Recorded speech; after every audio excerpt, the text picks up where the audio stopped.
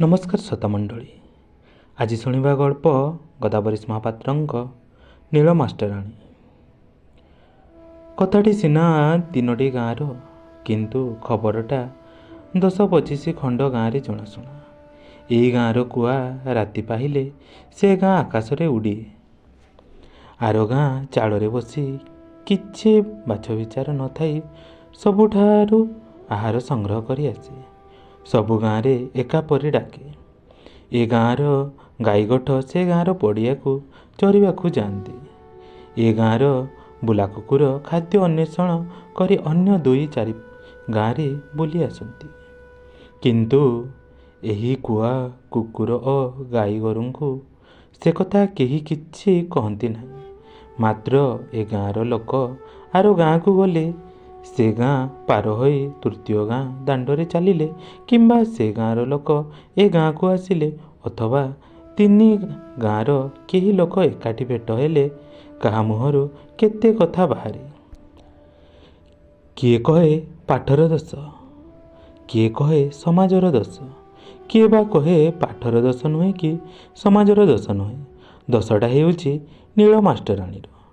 निमापड़ार पाख पाख 3टी गाँ दांडरे एहीपरि केते कथा चले। ये नील मास्टराणी किए? समयटा खरादिन राति। आकाश धूमायमान निष्प्रभ चंद्र आलोकरे जगतटा छाई छाइया देखा जाउछि। राति प्राय पहर को बळी जाइछि। एही 3टी गाँ भितरु गोटे गाँर छोट कुड़िया भितरे 2-4 बुजुड़ा महिला लुंगा उपरे मुहपति पड़ी रही 22 वर्ष बयसर गोटे युवती केते कथा भाबुछि। किए देखिले हुए तो भाविपारे युवती दिन सारा परिश्रम करी आसी क्लांत होई पड़ी जाइछि। तार चेता नाही, केवल शारीरिक श्रम फल एकड़ सेकड़ लेउटाउछि।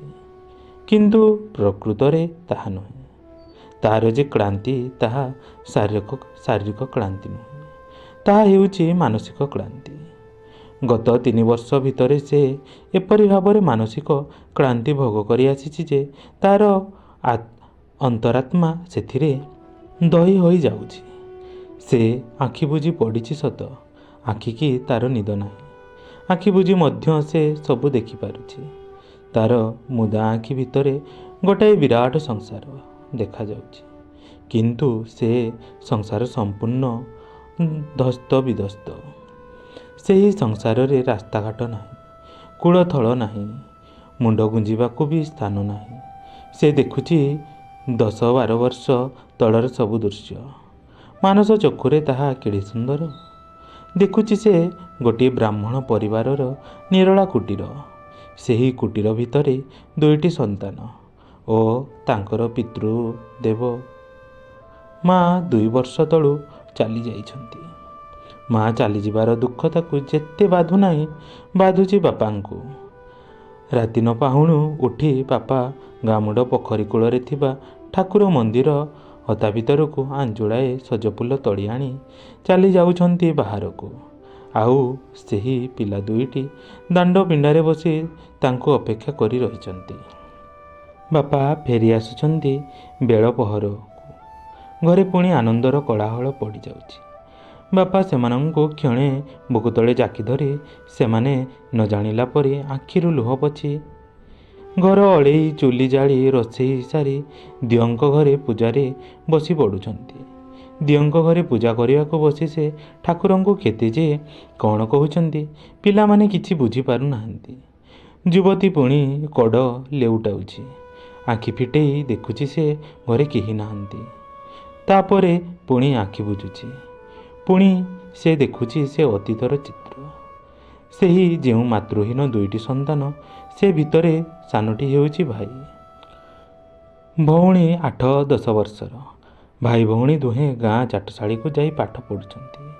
धूली धूसर होई बही सिलट हाथरे धरी घर को फेरिला बेले मातृशून्य सेही कुटीर रे पितांकर स्नेह आदर पाई हस खेଳରେ समय कटाउछन्ति। युवती पुणी कड़ लेउटाई सेहीपरि मानस चक्षुरे देखिला। झीर बयस हैला। बापा बर खोजी आनिले। ଦୁଆର ମୁହଁରେ ବେଦୀରେ ବସି ସମଗ୍ର ଶରୀରକୁ ନୂଆ ଲୁଙ୍ଗାରେ ଘୋଡ଼ାଇ ହୋଇ ସେ ପୁରୋହିତର ମନ୍ତ୍ରଗାନ ଭିତରେ କାହାର ପାଣି ଗ୍ରହଣ କଲା। ଏକଥା ଦେଖି ଅର୍ଦ୍ଧ ସୁଷୁପ୍ତ ଅବସ୍ଥାରେ ତାର ସେହି ଦେହଟା ଥରି ଉଠିଲା। ତାର ଲୋମକୂପ କମ୍ପି ଉଠିଲା। ସେ ଉଠି ବସି ପଡ଼ିବାରୁ ଚେଷ୍ଟା କରି ପୁଣି ସେଇ ମଇଳା ଲୁଙ୍ଗା ଭିତରେ ମୁଣ୍ଡ ଗୁଞ୍ଜି ପଡ଼ି ରହିଲା। ଏହାପରେ ଦେଖିଲା ସବୁ ଶେଷ। ବିବାହର 6 ମାସ ପରେ ଏହି ମାତୃଶୂନ୍ୟ କୁଟୀର ଭିତରେ ମାତୃହୀନା କିଶୋରୀର ନିରାଭରଣା ଅଙ୍ଗସଷ୍ଟବ ସକାଳେ ଝରି ପଡ଼ିଥିବା ଗଙ୍ଗଶିଉଳି ଫୁଲ ପରି ପଡ଼ି ରହି। ତାକୁ କିଏ ଗୋଟାଇ ନେଇ ଦେବତାଙ୍କ ମସ୍ତକରେ ଦେବ? ସମାଜରେ ସେ ବିଧାନ ନାହିଁ। ଏ ଦୃଶ୍ୟ ଦେଖୁ ଦେଖୁ ଯୁବତୀର ଦୁଇ ଆଖିରୁ 2 ଟୋପା ନିର୍ମଳ ଲୁହ ଝରିପଡ଼ି ସେଇ ମଇଳା ଲୁଙ୍ଗା ଭିତରେ କୁଆଡ଼େ ମିଶିଗଲା। ସେତିକି ବେଳେ ତା ମୁହଁରୁ ଅଜାଣତରେ ପଦେ ବାହାରି ପଡ଼ିଲା, ବୋଉଲ। ବୋଉ ସେଠାରେ ନଥିଲା।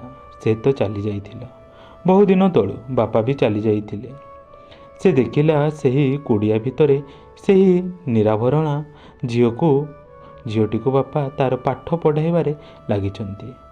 ସେ ସିଲେଇ ଶିଖିଲା, ସେ ବହି ପଢ଼ି ଜାଣିଲା, ସେ ଲେଖିପାରିଲା, ସେ ହିସାବପତ୍ର ରଖିପାରିଲା। ଏହିପରି ସମୟରେ ନାରୀ ଆନ୍ଦୋଳନର ଏକ ଜୁଆର ସେ ଅଞ୍ଚଳରେ ଖେଳିଗଲା। ସେହି ଜୁଆରରେ ତାର ବାପା ଭାସିଯାଇ ପାଖ ଗାଁ ପ୍ରାଇମେରୀ ସ୍କୁଲରେ ଝିଅକୁ ଲଗାଇଦେଲେ। ତେଣିକି ତାର ନାଁ ହେଲା ନୀଳ ମାଷ୍ଟରାଣୀ। ଯୁବତୀ ମଇଳା ଲୁଙ୍ଗା ଭିତରୁ ମୁହଁ ଟେକି ଦେଖିଲା। ନୀଳ ମାଷ୍ଟରାଣୀ ମଧ୍ୟ ତାକୁ ଆଉ ଦେଖାଯାଉ ନାହିଁ। ବାପା ଚାଲି ଯାଇଛନ୍ତି। ଯେଉଁଠାକୁ ଗଲେ ଆଉ କେହି ଫେରନ୍ତି ନାହିଁ ସେଠାକୁ। ବାପା ଚାଲିଯାଇଛି ପାଖରୁ ଦୂରକୁ। ନୀଳ ମାଷ୍ଟରାଣୀ ଗଲା କୁଆଡ଼େ? 3 ଖଣ୍ଡି ଗାଁ ଭିତରୁ ମଝି ଗାଁରେ ନୀଳ ମାଷ୍ଟରାଣୀ ହୋଇ ରହିଲା। ତାକୁ ବୁଢ଼ାମାନେ ନିନ୍ଦା କଲେ, ଯୁବକମାନେ ପ୍ରଶଂସା କଲେ, ଛାତ୍ର ଓ ଛାତ୍ରୀମାନେ ମା' ପରି ଦେଖିଲେ। ନୀଳ ମାଷ୍ଟରାଣୀ ଏ ଗାଁରେ ପାଠ ପଢ଼େଇ ସେ ଗାଁରେ ତାର ସେହି ପିତୃମାତୃହୀନ କୁଡ଼ିଆ ଭିତରକୁ ଫେରିଯାଇ ସ୍ନେହର ଭାଇକୁ ମଣିଷ କରିବାରେ ଲାଗିଲା।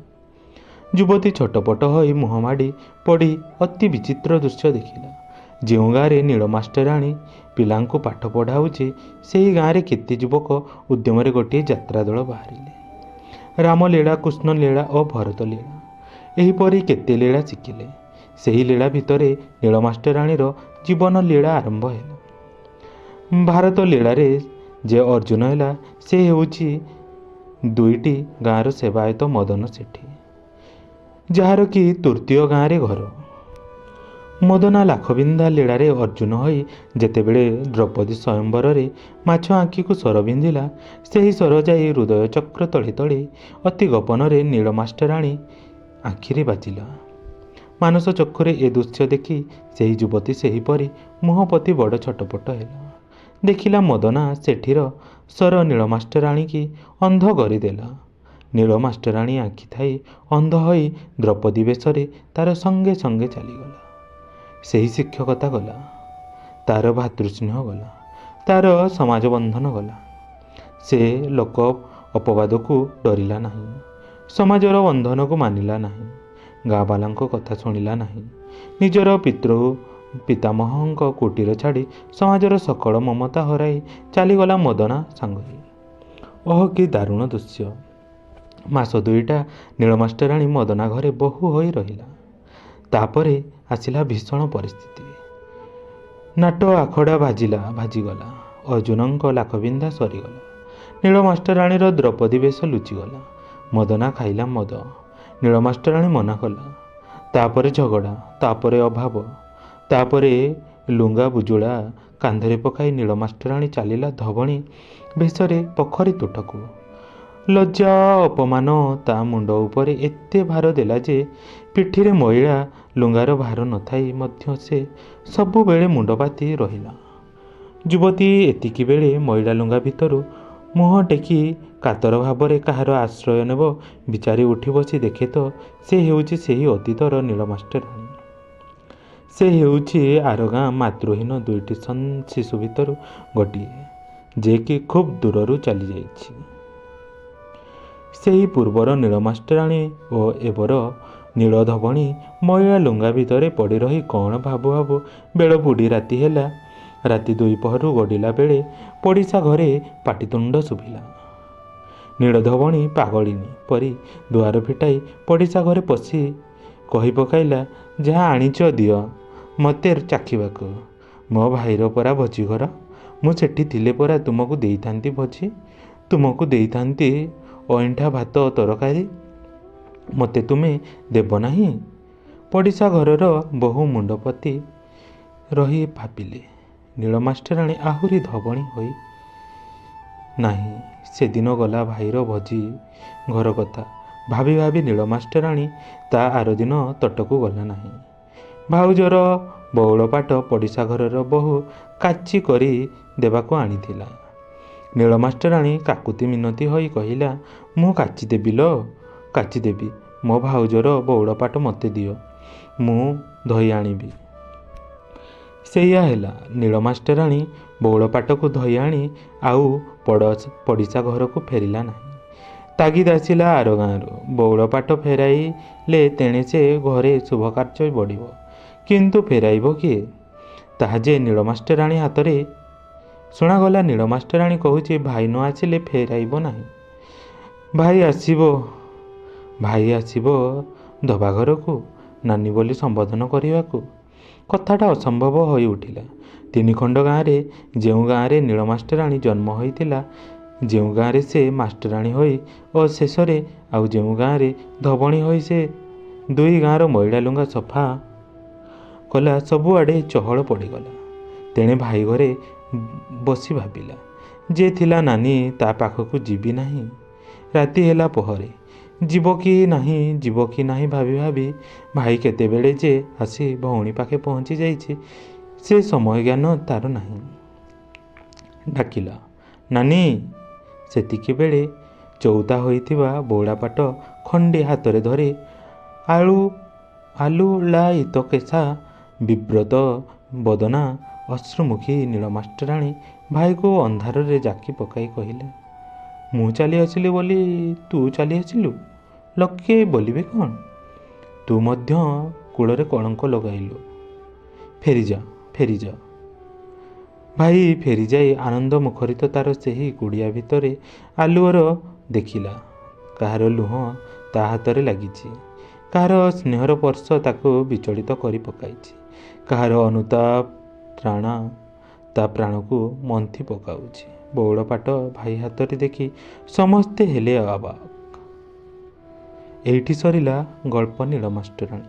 ଗଳ୍ପଟିକୁ ସମ୍ପୂର୍ଣ୍ଣ ଭାବରେ ଶୁଣିଥିବାରୁ ଧନ୍ୟବାଦ।